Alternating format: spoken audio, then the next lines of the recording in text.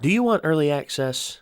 Do you want uncut reactions? If so, then check out our Patreon. Link in the description down below.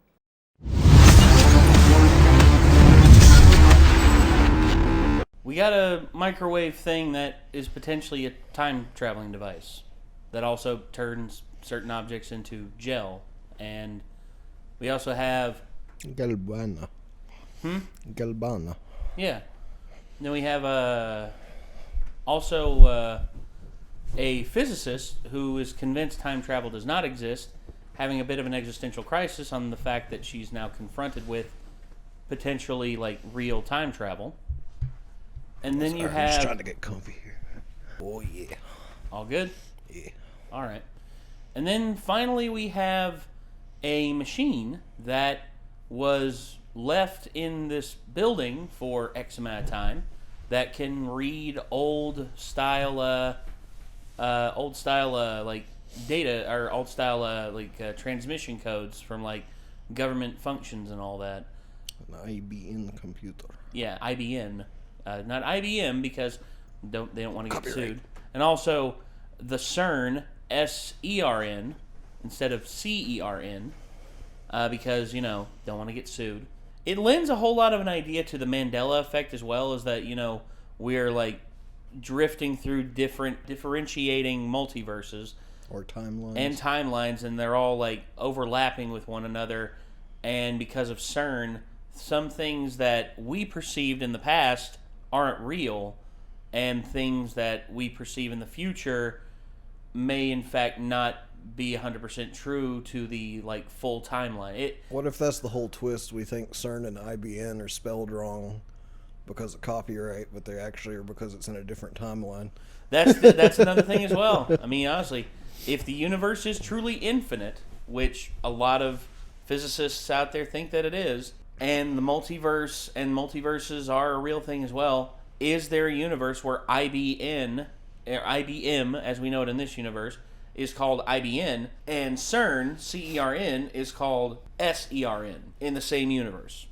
Or there's a different universe where they're called FUCK and ASS. Yeah. I'm convinced that this anime, there's a lot more going on to it. I know right now they're cracking jokes, but I'm still serious because first episode, that girl died. The redheaded chick, she died. Mm-hmm. I mean, she was killed.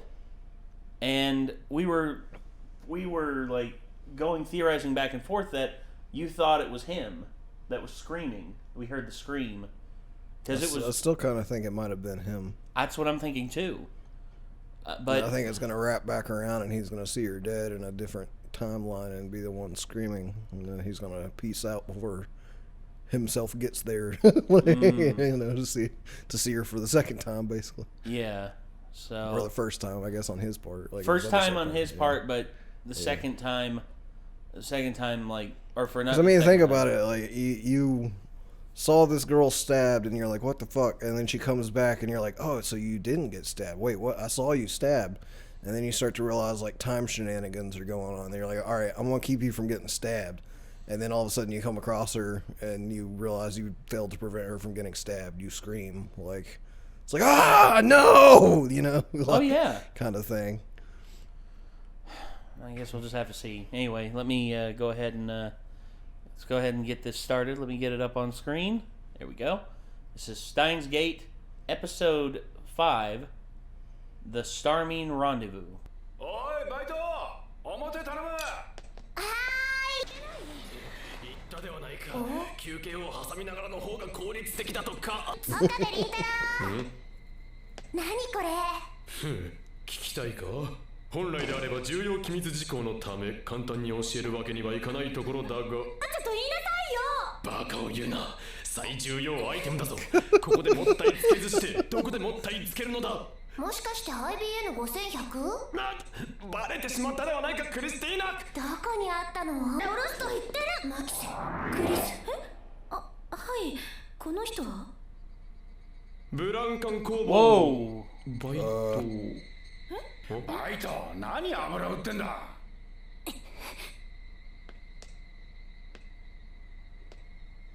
あの目つきが悪いからだろう。What? You're one to talk. 本当に大きいね。トラさんの敷物みたいだね。おほ。Wow. 僕のシャツの上に胸が熱くなる光景。ごめんな He's さい basically ね indirectly calling you a very fat man.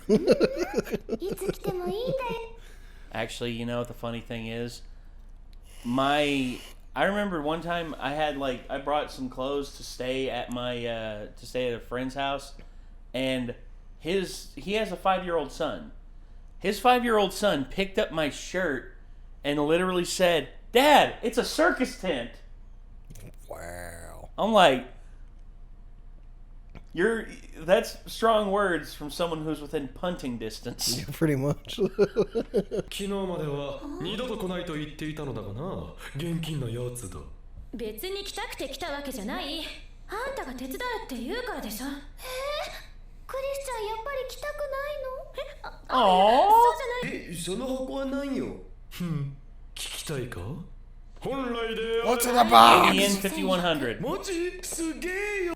これでプログラムコードが解析できるんだな。そんな簡単じゃないって。こいつの使い方わからないし、ネット環境がない時代のものだから繋いでどうこうできるもんでもないし、とりあえずこれだけパーツ。マユシーはクリスチャンにラボを好きになってもらえるよう一生懸命案内するのでお留守番しています。もその色化にかけとらんわ。マキセシがマユシをゆり展開きった。 Chuck a fucking brick at his head.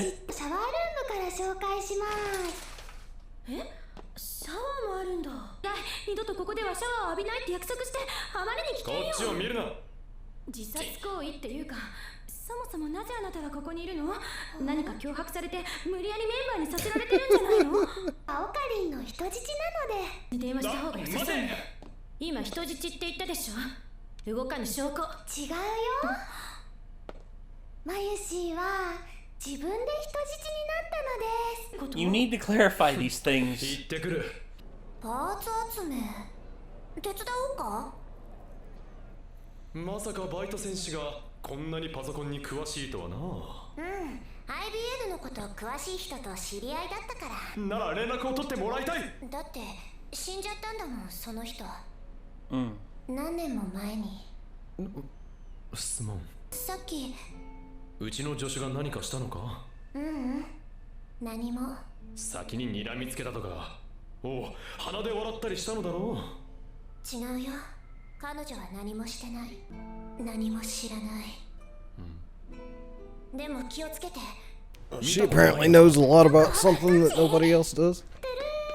帰りか。 There's always that. ここに全部揃っている。じゃあ。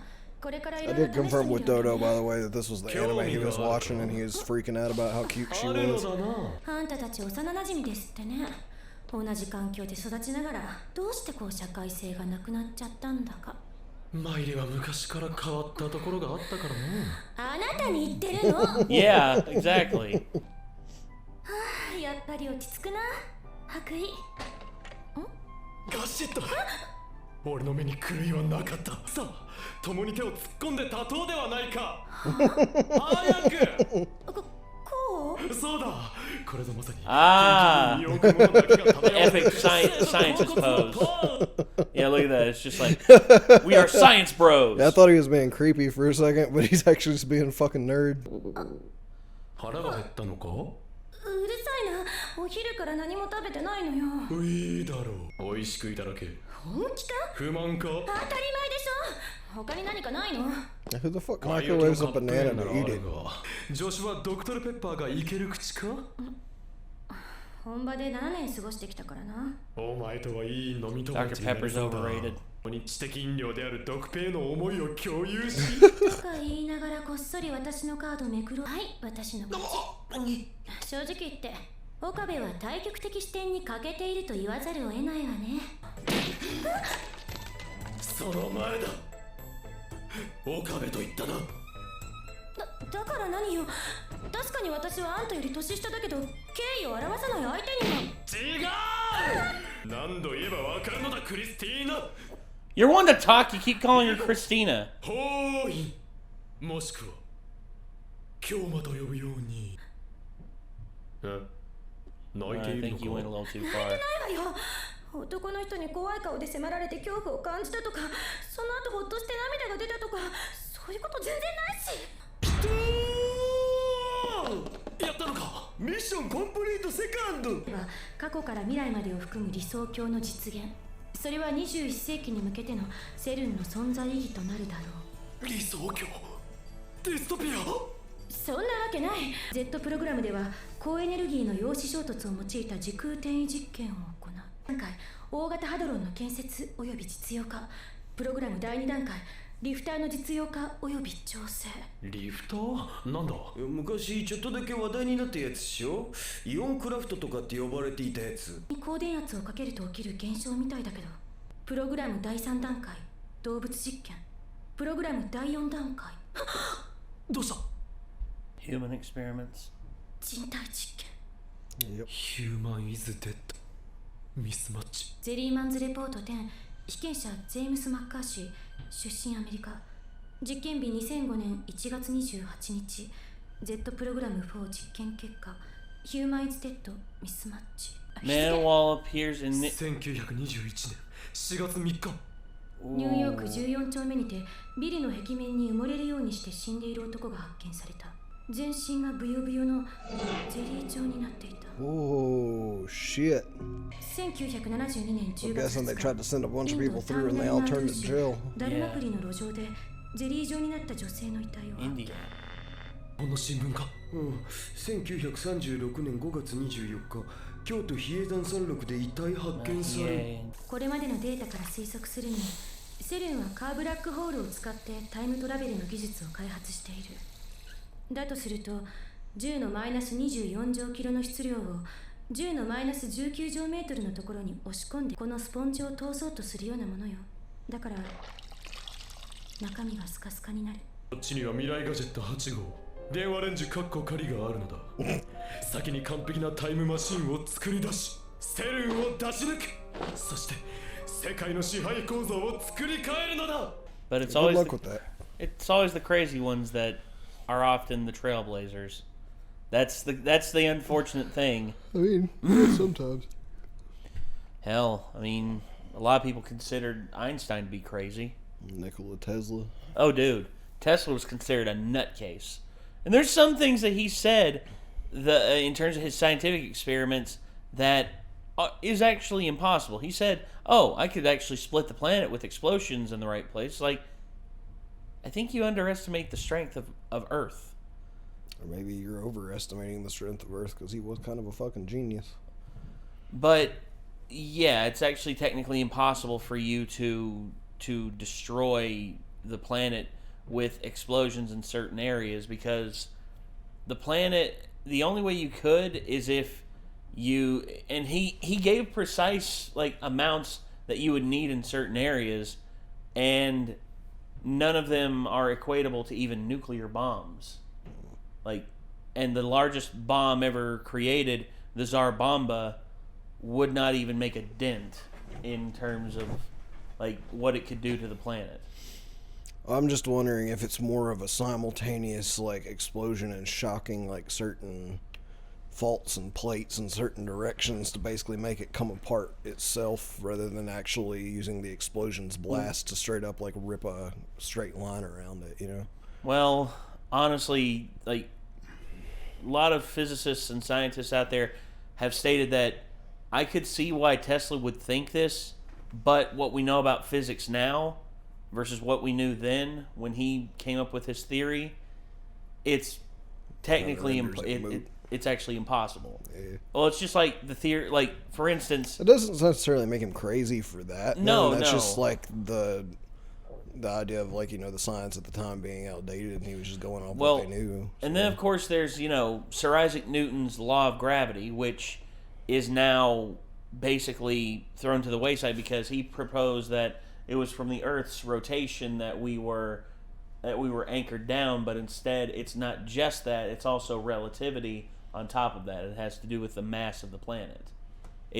There's a lot that goes into like scientific understanding and everything, and me, I see all the explanations that have been laid out before me, and I'm like, I wonder if in 100 years from now they will laugh at these explanations that we have come up with now, because the more scientific, the more like we understand the scientific method, and the more we come to find out about how physics works and everything, are we going to experience like an enlightening where basically all of the physics experiments and all the physics work that we've done will be rendered null and void because of a eureka moment, a paradigm shift?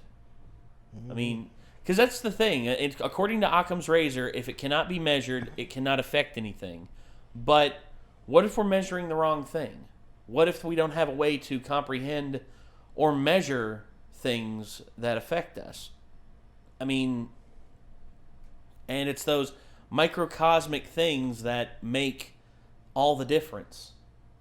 I mean, it again. Well, it's like, if it cannot be measured, it cannot affect anything. All right, then what is it affecting us that makes so many different people get cancer that nobody can fucking explain how That's they got what it? I'm saying. You see, Like, there's got to be something there to measure if your theory is true that it can't affect anything if it can't be measured, right? But, Like, and why again, can't you measure it then? And again, that's why I'm not a fan of the Occam's razor method. I am always up to hear out actual. I mean, of course, someone would go into like the whole like, well, there's a number of factors and different reasons and stuff like that. And it's just overall like that's not entirely true. That if it can't be measured, it can't affect anything, because maybe you just don't know what you're trying to measure. And that's like there could be like a fucking saying. like, you know, really really small particle that is going through cells that someone doesn't know about yet. That, you know, they come to find out in the future is like, oh, if these get reversed and flow in a certain direction and now we can measure them, like, you know, they cause cancer, like, but... And boom, we're able to detect cancer early. We're literally able to, like, scan somebody, be like, oh, it shows that you're actually developing cancer in one of your lymph nodes. Let's actually go in, and there we go. All right, we reversed it, and now you don't have cancer anymore. Yeah. I mean, that's what I would hope, anyway, in the future. This is doubtful, but it's just a random example. In truth, dude, you got to think about. I probably mentioned this previously. I just like the research into phrenology, dude. Phrenology was considered cutting edge science because they were you know, the people who were talking about phrenology were some of the biggest minds in the world, and they were convinced that human brain activity is determined by the internals of the skull. You know, like the dimples that are inside of the human skull. But through the invention of the field of neuroscience, we come to find out that all of the work that had been done in the field of phrenology, the hundreds and hundreds of years, and the amount of research that was dumped into phrenology, now suddenly moot, does not matter. All that time people spent researching phrenology, all of that gone out the window. And honestly, man, that's just how science goes. I mean, again, I talked about, you know, for me, one of the biggest scientific what-ifs of all time would be if the steam bubble toy that was used back in the time of ancient Greece, someone was just like, oh, hey, let's actually put water inside of this brass enclosure, and then whatever comes out of it, we actually see if we can like make a turbine that is pushed from that coming out, and see if we can move ourselves by using heat and water. And honestly, that would be, to me, like the biggest technological leap forward in human history, and it would have happened 2,000 years before the Industrial Revolution, when steam was properly utilized in modern Europe. I mean, again, dude, the march of science, the march of progress, it's been hindered and it's been like completely thrown to the wayside, but it always comes back. It always comes back around because there's always human beings who are like banging rocks together and like trying new things and discovering things and writing down stuff and then passing on that research to the next one, and it's a process. It's what it always is. Anyway, yeah, this was a pretty good episode. I mean, they were able to find out what was on the CERN files altogether, It's getting kind of creepy now, too. It is. Dude's ending up like in walls, half turned to, or like mostly turned to jelly, you know? It's pretty... Like ending up half in a wall turned to jelly, basically, is what I was trying to say. That... It was pretty creepy imagery. That and winding up in a random field in... Or a random honestly, forest it reminds in me Japan. a bit of some of the Junji Ito stuff I've read. Like, Oh, yeah. It's not exactly like any of it, but it just has the vibe of just something super creepy. And like if you just came across that guy stuck in a wall turned to jelly, that would be like a really creepy thing, you know? Like not knowing how the hell that happened or where he came from. Oh, yeah, dude.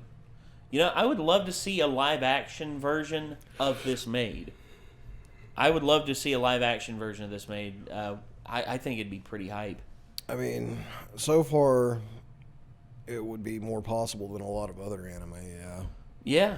Because this is a pretty, like, non-fantastical, non-sci-fi. I mean, it's a sci-fi anime, but it's not like a high sci-fi It's anime. more that makes grounded. sense. Yeah, it's like more more grounded grounded in than- reality. It's more like you could just have people acting this stuff out, and it wouldn't be as unbelievable as like Dragon Ball Z or For me, it Bleach would or be something like that. Whichever filmmaker you got to make this. That's to why I make it can't believe they interesting. fucked up Death Note so royally. Ugh. I mean, like, how fucking hard is it to make Death Note into a good fucking movie? And he fucked it completely up. American studios just don't get it. And that's They the thing don't too. Is get like, if they make it into a live action, it's the same thing. They're not gonna get it, and they're gonna fuck this up. Too. And here's my thing with it.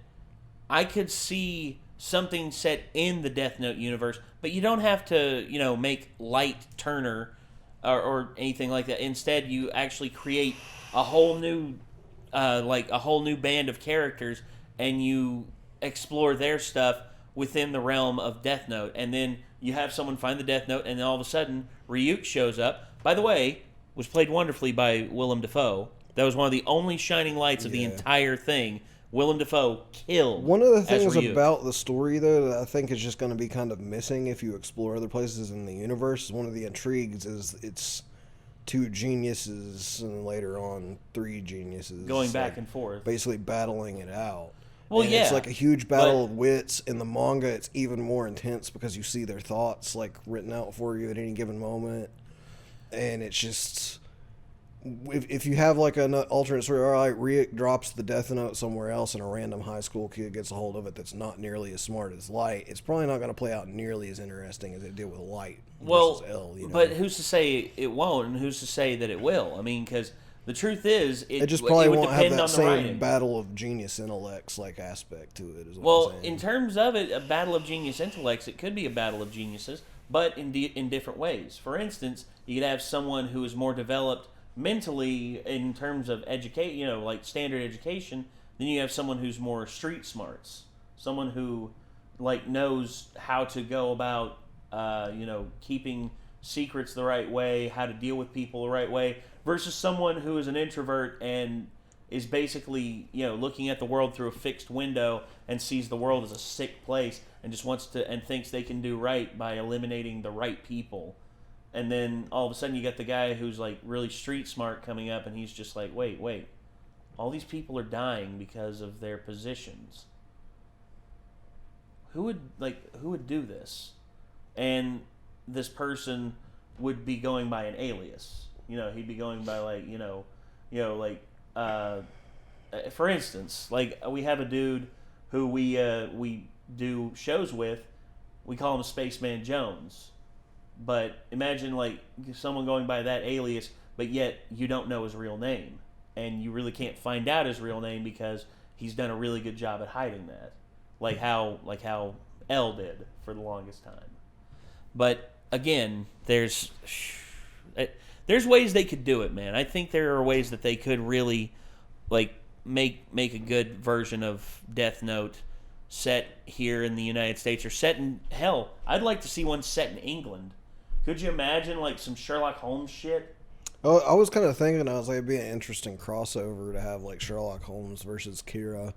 Oh, But at the same time, it's like with the requirements it takes to kill somebody off, Sherlock Holmes is a pretty fucking well-known name and face in that fiction world, so he would be a pretty easy target, honestly. yeah. I mean, again, dude, And plus, you could also do like talking about it's like information sharing in the modern age. You know how easy it is for people to learn so much about you so quickly, and for someone to hide their identity so well, it's almost an impossibility. But say we have a character who's done a good job of that, but then the antagonist gets desperate and decides, I'm going to start taking out the people around him, the people who I do know their names and everything. And then very slowly that person's like personal life falls apart, and he can't like get close to anybody because every time he does, that person dies. And then pretty soon the police are wanting to investigate this guy because everyone around him is dying. I think that would actually be pretty cool. But, yeah, well. Anyway, we need to move on. We need to get the next episode recorded. So, this was Steins Gate, Episode 5, the Starmine Rendezvous. So, hopefully you all enjoyed. And I guess, until next time, everyone, signing off, I'm Nate. I'm Nick. We'll see you then, everybody. Peace out.